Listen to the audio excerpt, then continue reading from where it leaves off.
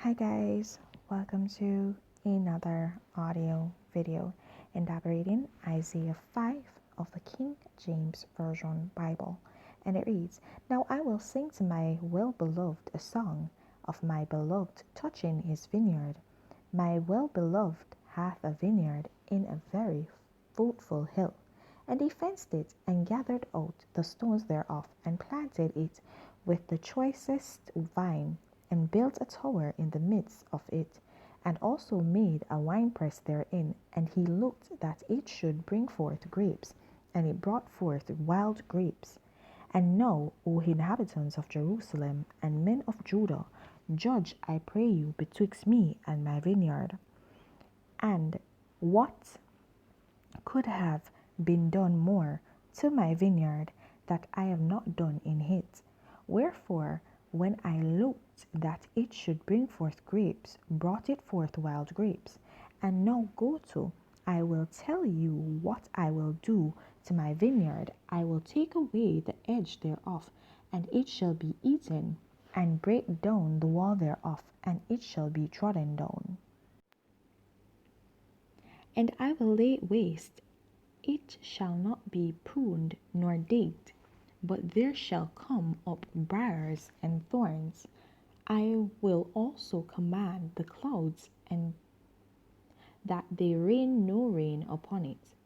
For the vineyard of the Lord of hosts is the house of Israel, and the men of Judah his pleasant plant. And he looked for judgment, but behold oppression, for righteousness, but behold a cry. Woe unto them that join host to host, that lay field to field, till there be no place, that they may be placed alone in the midst of the earth. In mine ears, said the Lord of hosts, of a truth, many houses shall be desolate, even great and fair, without inhabitants. Yea, 10 acres of vineyards shall yield one bath, and the seeds of an omer shall yield an ephah. Woe unto them that rise up early in the morning, that they may follow strong drink, that continue until night, till wine inflame them. And the harp and the viol, the timbrel, the tabret, and pipe and wine are in their feast. But they regard not the work of the Lord, neither consider the operation of his hands. Therefore my people are gone into captivity, because they have no knowledge, and their honorable men are famished, and their multitude dried up with thirst. Therefore hell hath enlarged itself, and opened her mouth without measure, and their glory, and their multitude, and their pomp, and he that rejoiceth shall descend into it. And the mean man shall be brought down, and the mighty man shall be humbled, and the eyes of the lofty shall be humbled, but the Lord of hosts shall be exalted in judgment, and God that is holy shall be sanctified in righteousness. Then shall the lambs feed after their manner, and the waste places of the fat ones shall strangers heat. Woe unto them that draw iniquity with cords of vanity, and sin as it were with a cart rope, that say, Let him make speed and hasten his work, that we may see it, and let the counsel of the Holy One of Israel draw nigh and come, that we may know it. Woe unto them that call evil good, and good evil, that put darkness for light, and light for darkness, that put bitter for sweet, and sweet for bitter. Woe unto them that are wise in their own eyes, and prudent in their own sight.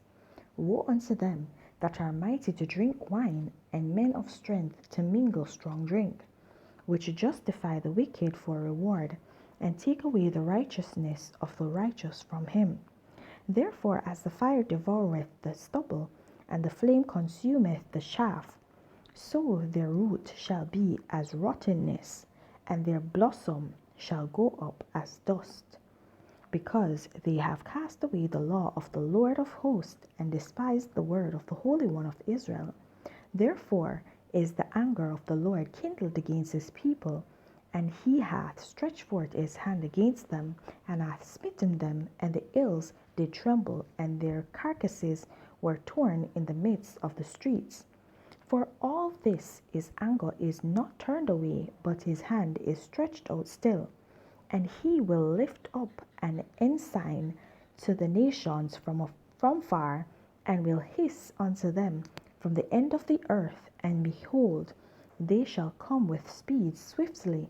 None shall be weary nor stumble among them, none shall slumber nor sleep. Neither shall the girdle of their loins be loosed, nor the latchet of their shoes be broken. Whose arrows are sharp, and all their bows bent. Their horses' hoofs shall be counted like flint, and their wheels like a whirlwind. Their roaring shall be like a lion.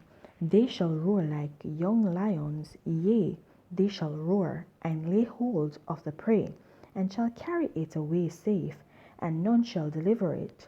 And in the day they shall roar against them like the roaring of the sea. And if one look unto the land, behold darkness and sorrow, and the light is darkened in the heavens thereof.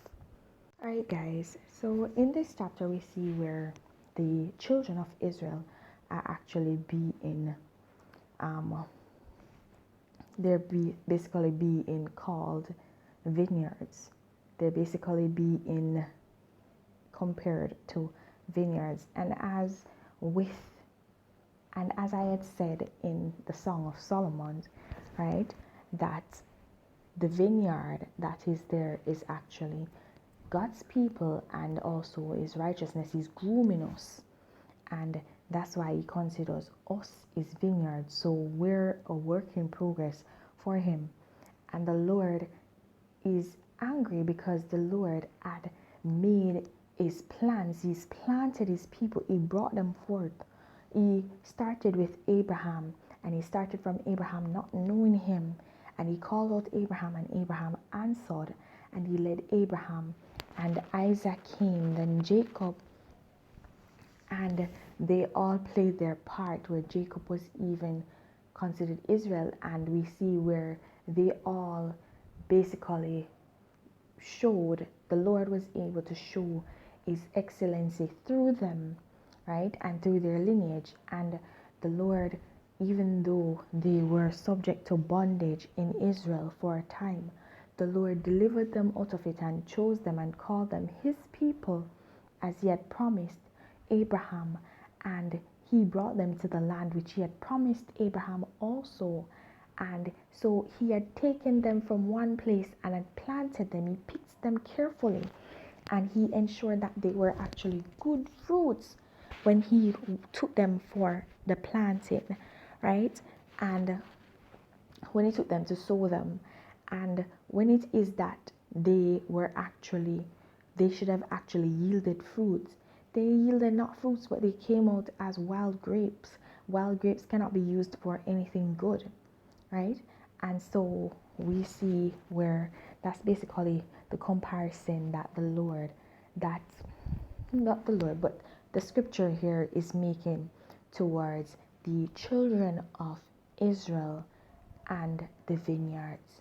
And that just goes to show that not because that basically God's intentions are not always carried out to perfection, and that is not because God is not perfect, and that is not because God's will won't be done, but it's just delayed because he gave us all free will and the will to choose, and we chose that we would delay his plan because of our disobedience.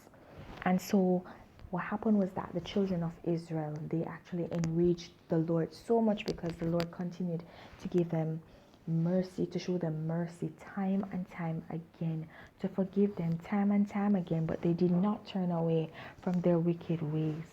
This time they did not turn away from their ways. They continued to do as they so felt led to do, and actually reveled in basically self gratification, not self gratification in the way you're thinking, guys, okay? Self gratification in that they did anything that was pleasing in their eyes, forsaking the laws of God that he laid out and gave to Moses to give unto the children of Israel, which he asked them to ensure that they actually wrote on their hearts, not just have as a book to read, but actually write it on their hearts, meaning they would live by it daily.